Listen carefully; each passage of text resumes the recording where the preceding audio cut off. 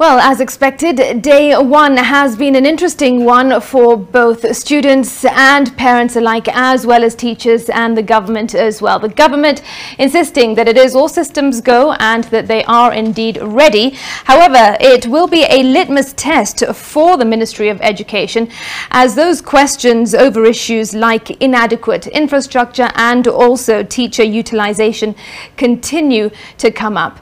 NTV's Zainab Ismail now looks at the structure of the junior secondary school and some of the challenges that the Ministry of Education is grappling with in this transition period. Unlike the current 844 system where learners would spend 8 years for primary education, 4 years in secondary school and 4 years at the university, the CBC curriculum runs on a 2633 system of education, where basic education has been organized in 3 levels: early years education, middle school education, and senior school. The junior secondary, which falls under the middle school education, comprises of grades 7, 8, and 9. As the first group of junior secondary school learners begin their grade 7 education, they will be pursuing a proposed 14 subjects, out of which 12 subjects will be compulsory. In the new curriculum design, the Kenya Institute of Curriculum Development had earlier indicated that the 12 core subjects which will be taught include mathematics, Kiswahili, English, life skills, health education, social studies, integrated science, business studies, religious education, agriculture, as well as sports and physical education. Optional subjects provided to learners include at least 1 and a maximum of 2 subjects to choose from, include visual arts, performing arts, home science, computer science, foreign languages including German, French, Mandarin, Arabic, Kenya Sign Language, and indigenous languages. When they say the number of subjects, the number of running areas, most likely they might not be 12.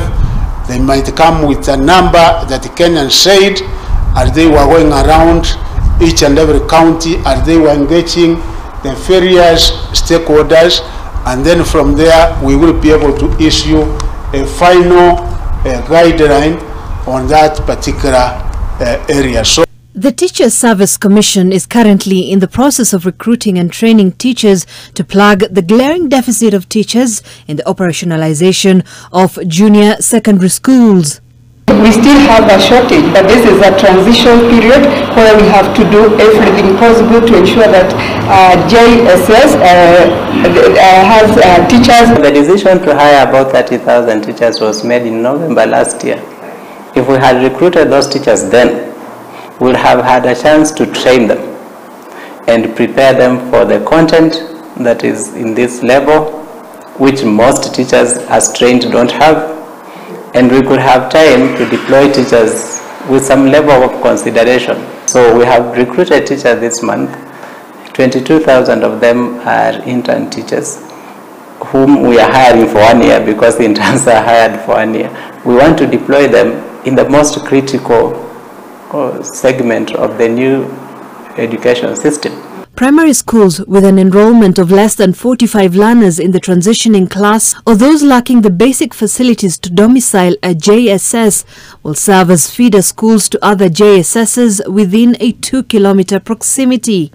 Meanwhile, there will be 2 forms of assessment at this level: formative and summative assessment. These children are going to sit now a proper summative exam at the end of junior secondary, which is grade 9, because that is what will be used to place them alongside the continuous assessments that they are going to be doing to place them in either one or the other of the streams that they need to go to determine those who are going to be in the science stream, the STEM, those who are going to be in the art and humanities stream, those who are going to be in sports and talent stream, or those who are going to be in the technical stream.